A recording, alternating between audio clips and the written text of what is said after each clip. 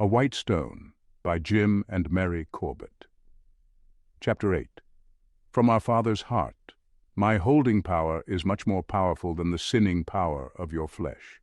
When will you grasp the reality of what has been done on the cross for you?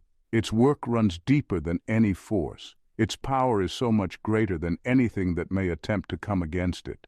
When Jesus died, all that hindered my presence from becoming active and available in your life was removed forever. When he arose, death itself was defeated. Think on that. What that means for you is the freedom to receive my life, my eternal life, and the wealth that comes to you by my presence being with you in your life forever. When hardship comes, don't attempt to deal with it by your knowledge or ability. Apply my life to it. Wait for my presence to move. Rest in me. See my work being done in all situations. Be free by my Spirit, and you will have an abundance no matter what the outward circumstances might appear to be. End of From Our Father's Heart reading. The angel of the Lord encamps around those who fear him, who revere and worship him with awe, and each of them he delivers. Psalm 34:7 Amplified. Tom took his clothes into the bathroom and dressed while Meek and Steely moved to the kitchen area. He could hear drawers and cupboard doors opening and closing as they helped themselves to whatever was there to eat. Their familiarity and ease of movement in someone else's home reminded him of relationships he'd had with some of his college buddies. The remembrance of real friendships, not simple business or superficial friendships, made him stop to reflect as he was buttoning his shirt. The stark coldness of his surroundings, the uncertainty of what was ahead for him this day, his two new companions. What was this all about? He felt like running again. "Lord, you gotta help me out of this one," he spoke to himself as he pulled his left sock on. Slipping into his shoes, he took one deep breath, reached for the well-worn door handle, and went to face whatever was in store. "Hoo-wee, those are some fine-looking clothes you have on there," Steely commented, looking over his shoulder on his way to the refrigerator for the third time. "You sure do look purty." Tom stopped to appraise his clothes in comparison to the jeans and undershirts both men were wearing. "I guess I do look kind of dressed up," he said sheepishly. "If I'd known I'd be hanging around with you guys, I'd have brought some jeans or something, but I didn't have time to change last night." "That's okay," Meek said, somewhat unclearly, his mouth full of peanut butter. "That's okay," he mumbled again after washing it down with some milk. "Me and Steely here are supposed to watch out for you," Train said. "So we'll just get some dirt on you or hide you if we see anybody we know," he continued, giving Steely a knowing grin. "Won't we, Steely?" "Uh-huh," Steely responded from a crouched position, staring into the now empty refrigerator. "We'll get him dirty or something just to get the shine off him." Tom tried to catch Steely's eyes to no avail, just to make sure he was kidding. Boy, did he ever hope this guy was kidding. Having finished their meal and satisfied that there was nothing worthwhile left to eat there or take along, Mick and Steely started walking toward the door. Almost in unison they pulled baseball caps from their back pockets and placed them squarely on their heads, brims curled. "How come your hats aren't tilted anymore?" Tom questioned, remembering how their caps were at an angle at their first meeting. "What?" "Oh, we can't do that no more," Mike said. "We quit the gang, so we'd get shot if we still looked like them." Tom didn't question if he meant they'd get shot with real bullets. He thought it better that he didn't know for sure. The irony of having Mick and Steely as Tom's tour guides for what became his first morning on their turf made his heart glad for his Father in heaven. If he had to be here, it made sense that they would be with him. It was because of them that this all started, and now here they were, new in heart, assisting an outsider. He had tasted who they were in their old life. Now the taste of who they were becoming brought joy to his heart. The sounds, sights, and smells that greeted Tom as he began his venture into this new land were so foreign to him that he had to stop and think to make sure he was still in the same country. Could anything so close in geographical proximity be so far away in every other aspect? At home, Tom's normal Friday morning would have started with the sun cascading into the breakfast room and myriads of flowers showing off in their well-placed garden plots amid their professionally landscaped yard. Sally and the kids would be at breakfast with Tom, talking of the meetings, sports, or school events they needed to attend. About this time, Hal and Marv would be at the end of the concrete drive waiting to pick Tom up for the commute to Henderson Architectural Firm. Conversation would be about some supposedly important event that had already or was about to take place. As Tom thought about it, he couldn't remember even one really important topic, other than a brief conversation concerning the escalation of the war, having been discussed in their 4 years of commuting together. Somewhat of a contrast to this morning, Tom said with a grin, half thinking, half talking. "You say something, preacher man?" Steely asked as they passed the third landing on the way to the street. "Huh? Oh no, just talking to myself," Tom responded. The bright morning sun eliminated the fear that was ever present in darkness as the three stepped into the street from the unpainted doorway. The street was a perfect example of life contrasts. At home in Tom's world, the street was something you simply drove on or crossed. It had no life of its own. It didn't really have significance other than it was used to go somewhere. Here, the street takes on a very different connotation. When you talk of it, you go far beyond concrete or asphalt into culture, lifestyle, and survival. Making it on the street means life or death, win or lose, an absolute. Not making it on the street means you're never heard from again at best, for the alternative is less than human in most cases.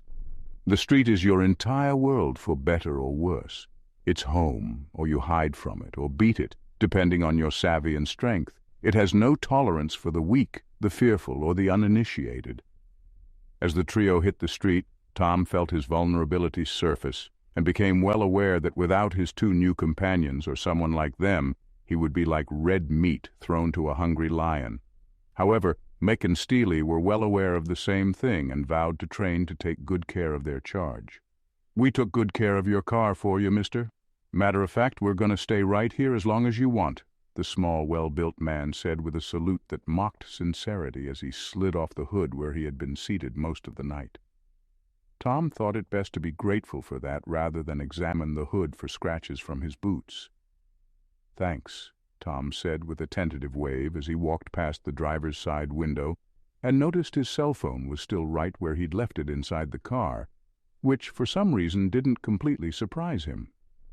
"Where are we going?" Tom inquired of the only two familiar beings he knew in this very unfamiliar setting. "Heading to Papa Joe's," Steely returned. "We got to give him something before we meet Train. He said it was okay, you come along." "What's at Papa Joe's?" Tom asked, testing the waters of conversation to see if he was still free to ask questions. "The only thing at Papa Joe's is usually Mama Joe," Mike said with a grin, and winked at Steely as they headed in a direction unknown to Tom.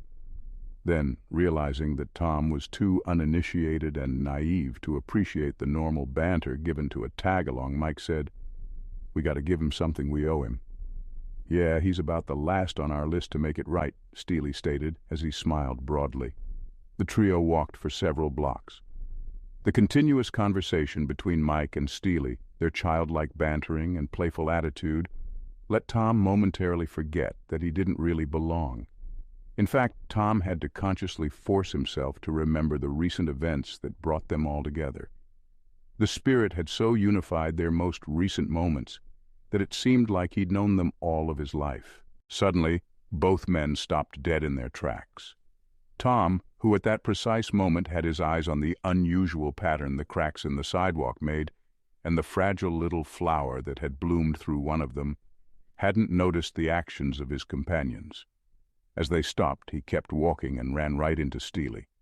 "Wow!" Tom exclaimed, holding his nose, which had jammed into the back of Steely's head. "You guys better signal before."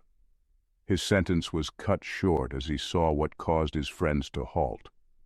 Paralyzing fear, similar to what he felt during his first encounter with Mick and Steely, chillingly penetrated every cell of Tom's immobilized body. He watched helplessly as 12 to 15 people, he couldn't even count straight, approached. Mick and Steely held their arms in front of Tom as a silent command to stand still and be quiet as they moved instinctively to protect him. Unaccustomed to the street and the need to react before, and sometimes even without thinking, Tom found himself sandwiched between his friends and now bodyguards as they went back to face the group that had surrounded them and were closing in slowly. The statement Mike had made earlier about purchasing the farm, or something like that, came to mind as Tom said his own silent prayer. "Well, looky what we have here," said the tall, Spanish-looking man who had darkened eyes set deep in his olive-skinned face. Emilio, the obvious leader, was the only one who spoke. The others, armed with an assortment of weapons, moved in choreographed unison around the caged trio. "Could this be Macho and the Iron Marshmallow?" he continued. "Where's the big man? What's his name?" "Caboose," he spat out with evident loathing and sarcasm. "The street says he's out of reach right now, and you boys are all alone with this new puppy in town." "We like your shiny, bright car, little puppy," he said with growing intimidation in his voice as his eyes burned a hole through Tom. "Maybe we'll take it for a little ride after we finish this business." "That okay with you, little puppy?" His senses having gone numb, Tom was unable to reach for anything from within for help, so he could only stare. His mind raced. What was in store for them? Him in particular. Were Mick and Steely any match for these men?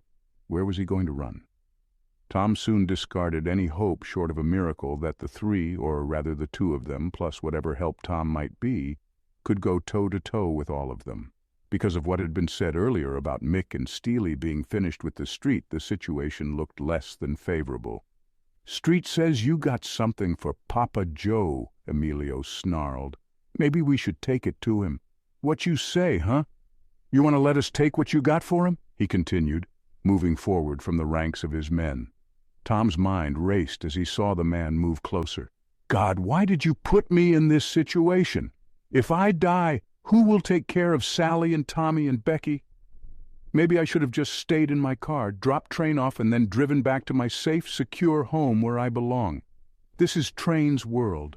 I don't know how to function here. I don't even know the rules." Panic was about to overtake him when he heard a strange clanging behind Emilio. It caught everyone's attention. "Maybe this is my chance to run," Tom thought to himself, while everyone turned in the direction of the noise. "But where do I go? Oh, God, help me!" Tom whispered a fervent, desperate prayer. Almost as a small breeze that would bring refreshing on a hot, still day, a calm settled in his heart. At that moment, due to a power that was not his, he chose to completely trust his Lord with his very life. Peace replaced panic as the presence of God rested on him. "Be still and know that I am God," settled in Tom's heart as his attention was again drawn to the rhythmic clamor. The morning sun danced off the silver hair of the aged, bent, diminutive man who leaned heavily on the cane that he had just used to pound on 2 garbage cans. He was wearing a tattered, outdated, drab suit, and his feet shuffled as he slowly moved across the street toward the gang and trio. As he got close enough, Tom noticed something extremely unusual. The man's movements, his clothes, his leather-like skin, all indicated that he was very old. But his eyes, bright blue pools of calming waters, indicated a clarity, a youth and wisdom that Tom had never seen before. It was as if eternal youth had been captured in an ancient body. As all watched silently and immobile, Tom was reminded of an orchestra looking to its conductor as he ascends his podium. Without a word, this maestro had been given complete control, and all were awaiting his first command. A very large man, who wore a bright red bandana that partly concealed a long braid of raven-colored hair, obediently stepped aside to allow the man access into the circle that had imprisoned Mick, Steely, and Tom. Before proceeding, the man took a brief moment to put his hand on the big man's chest and look up into his face. He too saw those eyes and could only look down at the sidewalk in humbled obedience. Turning again to Emilio, and in essence tapping his conductor's baton, he began. "Emilio," the man said with a confident, friendly smile, "venga aquí." The tall, muscular Spaniard stood silently, as if held in position against his will, waiting for the man to come closer. Still smiling warmly, the old man motioned with his gnarled index finger for Emilio to bend closer so that he could whisper something to him. Perhaps in a state of shock and realizing he was no longer in control, Emilio could only obey. The trio, the gang, and time stood still, as the power of what was being said held captive this one who had spent his adult life making sure no one controlled him. Tom noticed that Emilio, who had at first done the old man's bidding reluctantly, as if forced to by some unseen greater power, slowly submitted to what was being spoken to him. Several times he would straighten up as if trying to escape the words given to him, only to be again bent almost in half in order to hear what was said next by the much smaller man. At times, looks of shock and even horror were evident on Emilio's face as the old man spoke. At the same time, the old man held on to his captive's shoulder. Tom wondered if he was forcibly holding him or simply comforting him. At last, the little man gave 2 reassuring pats on that shoulder, signifying that all had been said and he was finished. Emilio stood silently, simply looking at the old man. The expression on his face was one of guarded wonder. The old man responded to his look with a calming smile. After what seemed like many moments, Emilio, who was visibly shaken, his face having taken on an ashen hue, turned toward his hideout and walked away. His gang obediently followed, like ducklings following their mother. There seemed to be nothing else they could do. For as long as it took for the quieted wolves to turn the corner of the next block and retreat out of sight, all remaining players simply stood quietly and watched. "It's safe to go now," the old man said with a smile, shocking the trio into awareness. "No one else will harm you today," he added as he turned and shuffled back across the street. The 3 watched him in silence for as long as they could see him. When he was gone, they continued on their way. It seemed the only logical thing for them to do. "What happened back there?" Tom blurted through the silence after walking about 2 blocks. "And isn't it about time you guys told me what's going on around here? Who's this Papa Joe? Why are we going to him? Who were those guys and what do we have that they wanted? And who was that little guy?" By now, Tom's voice was a whole lot higher than when he first started talking. He found himself on the verge of being sick to his stomach as his mind began recalling the recent incident. "Come on, you guys. You gotta start letting me know what's going on around here," Tom said, somewhat out of control and feeling like he did when he whined to his older brother when they were both kids. "Preacher man, I think we all just became part of one of our Father's miracles," Meek said slowly, almost reverently. "Let's sit on those steps and thank him," he continued, pointing to the front steps of the small shop just ahead. "Then we'll talk. We'll start from the beginning." End of chapter 8.